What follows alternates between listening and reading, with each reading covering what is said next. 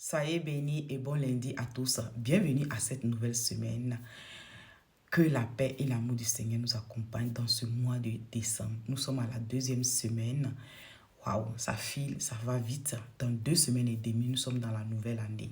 Waouh. Il y a 2-3 mois en arrière, je parlais de faire le bilan sur 10 mois pour pouvoir réussir son année 2025.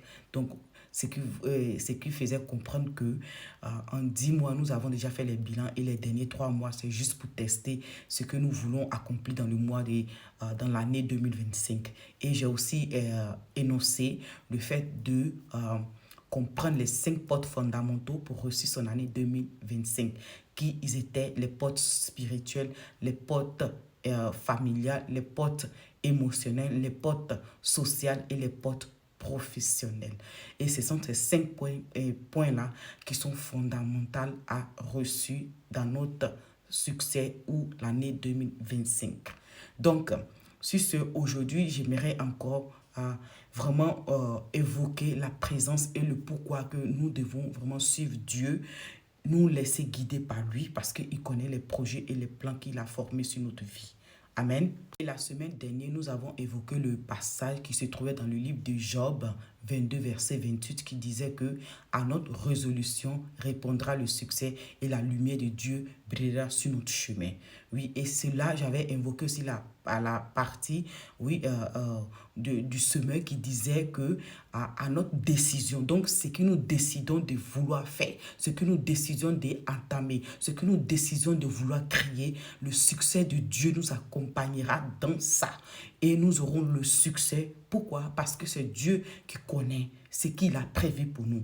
Et j'avais évoqué aussi le passage de l'apôtre Paul qui nous faisait comprendre qu'il y a des choses qui ne sont pas visibles à l'œil humain, ni spirituel, à nous, inconnus, que Dieu réserve à ceux qu'il a mis de côté. Parce que le passage nous faisait comprendre que ce sont des choses que l'œil n'a pas vues, que les oreilles n'ont pas entendues, mais qui ne sont pas montées au cœur de l'homme, mais que Dieu révèle à ceux qu'il aime, c'est-à-dire ceux qui s'approchent à lui, ceux qui demandent sa présence, ceux qui demandent son appui, ceux qui demandent sa grâce, ceux qui demandent, c'est-à-dire son accompagnement. Amen.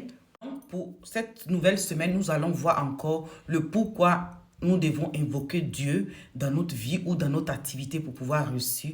C'est parce qu'il connaît les plans et les projets qu'il a formés sur notre vie.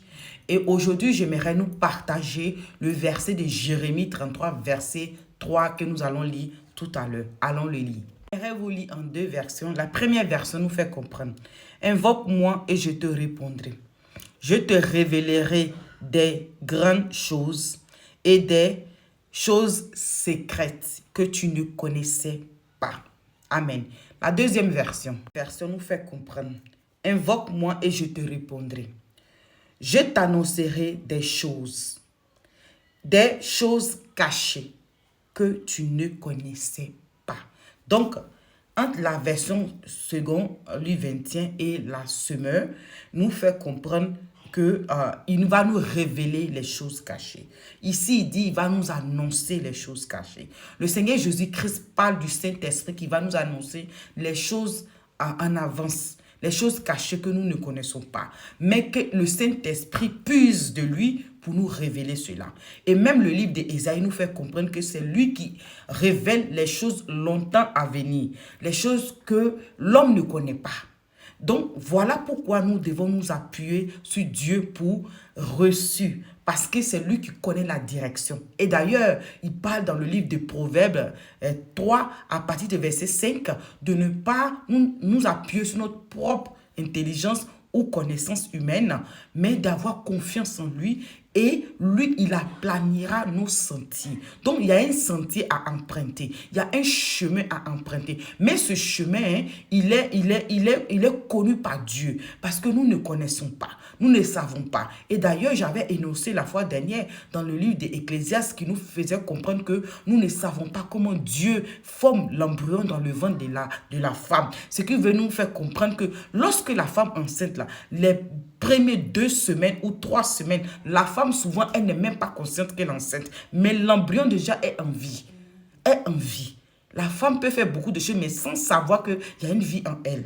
Elle se rend compte parce que son cycle arrive et elle ne voit pas. Ou elle prend conscience d'un changement dans son corps. Mais il est déjà trop tard parce qu'elle a 2 ou 3 semaines. Parfois même 4e semaine. Voilà. Pour certaines femmes, c'est 4 semaines. Mais entre-temps, là, c'est Dieu qui a pris soin de l'embryon. C'est Dieu qui sait ce qui se passe dans ton corps.